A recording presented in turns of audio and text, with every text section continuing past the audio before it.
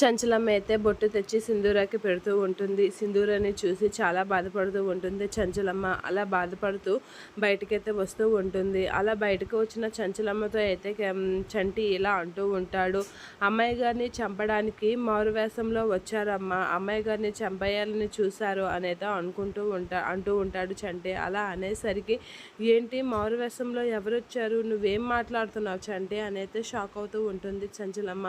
అవునమ్మా, అమ్మాయి గారిని చంపడానికి మారువేషంలో వచ్చారు. నేను అయ్యగారు లేకపోతే అమ్మాయి గారు ఈ పాటికే చచ్చిపోవలసింది అనేది అంటూ ఉంటాడు.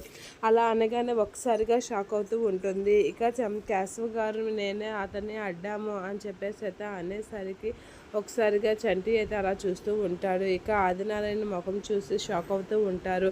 ఇదంతా వాళ్ళు చేసిన పనే అని అనేసరికి చంచలమ్మ అయితే చాలా కోపంగా విజయమ్మ దగ్గరికి అయితే వెళ్తూ ఉంటుంది.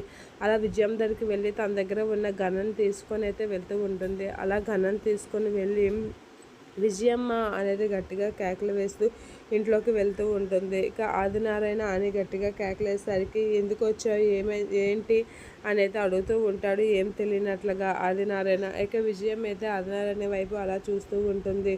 నువ్వు నా కోడలి ప్రాణాన్ని తీయడానికి వస్తావా అని చెప్పేసి అయితే చాలా కోపంగా గన్ అయితే షూట్ చేస్తూ ఉంటుంది. అలా గన్ షూట్ చేసి ఆదినారాయణకి అయితే గురి పెడుతూ ఉంటుంది. ఆగు చంచలమ్మ అనేది అంటూ ఉంటాడు ఆదినారాయణ.